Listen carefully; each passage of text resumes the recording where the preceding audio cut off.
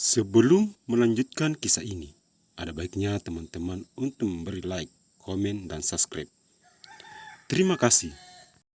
Hubungan gelap suami dan pembantuku. Bab 108.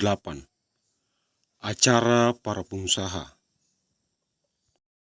Sementara itu, di sebuah rumah tahanan, tampak seorang pria parubaya berjalan cepat memasuki gedung. "Mana putriku?" tanya pria itu pada sang penjaga lapas yang duduk di depan meja kerjanya. "Mari ikut saya." Sang penjaga lapas berdiri diikuti pria parubaya tersebut menjauh ke sebuah ruangan khusus. Keduanya masuk ke dalam dan mendapati seorang perempuan duduk sambil menunduk menangis. "Mili!" Pria parubaya itu berlari menghampiri perempuan itu dan memeluknya dengan sangat erat. Mili diam bak patung. Hanya air matanya sesekali menetes di atas lantai membentuk bola-bola kecil. "Bicara, anak. Jangan buat ayah merasa bersalah seperti ini." Ramli terhanyut melihat keadaan putrinya. Meli mengangkat wajahnya, lalu memeluk Ramli dengan sangat erat. "Ayah, Meli sangat menderita. Meli ingin keluar dari sini. Ayah tahu, makanya ayah datang kemari untuk mengeluarkanmu dari neraka ini." "Ayah serius? Jadi, hari ini Meli bisa keluar dari sini?" Meli dengan raut wajah serius. "Iya nak, ayah sudah mengurus semuanya." "Terima kasih ayah." Meli sangat bahagia mendengarnya. "Rini, akan kubalas kamu setelah aku keluar dari sini. Kamu juga harus merasakan apa yang selama ini aku rasakan." Meli mengangkat ujung bibirnya.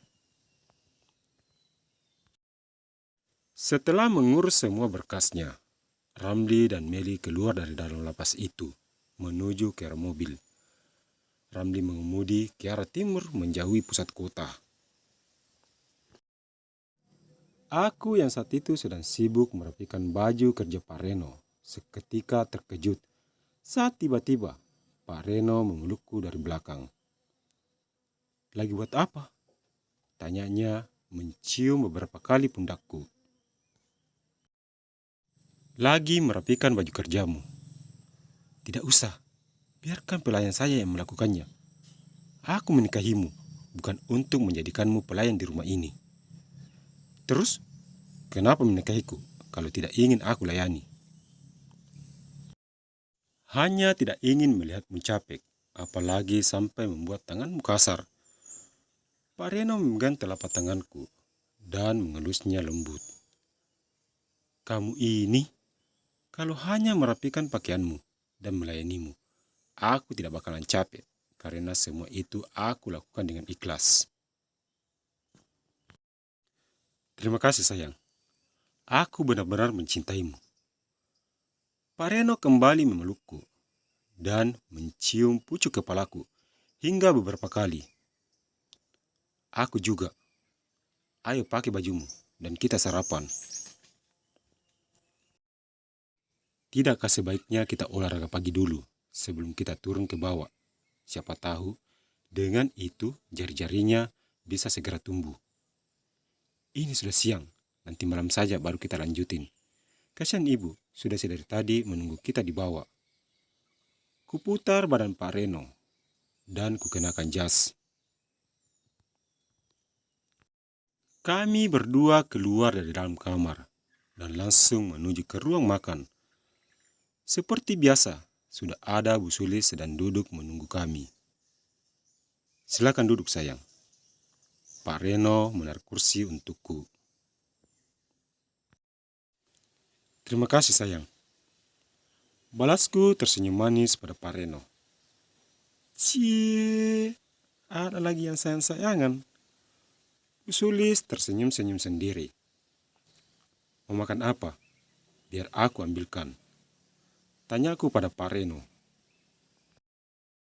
Terserah apapun yang kamu berikan padaku, pasti aku makan dan habiskan. So sweet banget, sambung Bu Sulis lalu mengisi piringnya. Makanya ibu cari pasangan juga, biar ada yang perhatiin makan dan minumnya. Tunggu tanggal mainnya, ibu akan mengalahkan kemesraan kalian. Kami makan cukup hikmat. Sesekali Pak Reno menyuapiku, lalu mencium pipiku, hingga membuat Bu Sulis harus membuang pandangannya. Aku heran dengan Pak Reno. Akhir-akhir ini tingkahnya sangat aneh dan sudah kebal malu. Setelah sarapan, aku dan Pak Reno mendiri pada Bu Sulis. Kembali Pak Reno mengemudi menuju ke arah toko. Sayang, hari ini mungkin aku tidak ke kantor. Ada acara penting yang harus aku hadiri. Ucap Pak Reno fokus menatap ke arah depan. Memangnya acara penting apa? Tanyaku penasaran. Asosiasi Pengusaha. Acara ini dikhususkan buat para pengusaha berprestasi dan mengapresiasi pengusaha lain. Mungkin acara yang sama yang akan kami hadir sebentar lagi. Ucapku dalam hati. Tidak lama kemudian, mobil kami tiba juga di depan toko. Belum juga aku keluar dari dalam mobil. Nisa sudah datang menghampiriku dan berdiri di depan pintu mobil. Mau tidak mau, aku harus keluar walau akan banyak pertanyaan yang akan dilontarkan Nisa padaku. Mbak membohongiku selama ini. Ucapnya menatap ke arah dalam mobil melihat Pak Reno. Nanti aku jelasin, tapi biarkan kita masuk dulu. Kutarik tangan Nisa masuk ke dalam toko. Mbak, jelasin sekarang. Tanya Nisa saat kami sudah duduk di sofa. Sebenarnya ada rahasia yang aku sembunyikan darimu. Kamu masih ingat saat aku bilang kalau aku mau libur untuk mengikuti acara keluarga? Terus, apa hubungannya kedekatan Mbak dengan Pak Reno? Sebenarnya, aku berbohong waktu itu. Nisa mengerutkan keningnya. Aku dan Pak Reno sudah menikah. Apa? Menikah? Mbak serius? Ini serius Nisa. Kami sudah menikah. Nadia juga sudah tahu hal ini.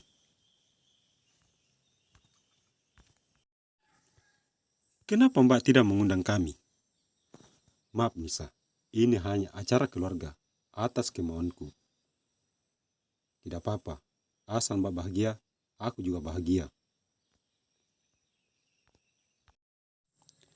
Terima kasih Nisa atas pengertiannya. Kuhamburkan pelukanku pada Nisa. Sama-sama Mbak.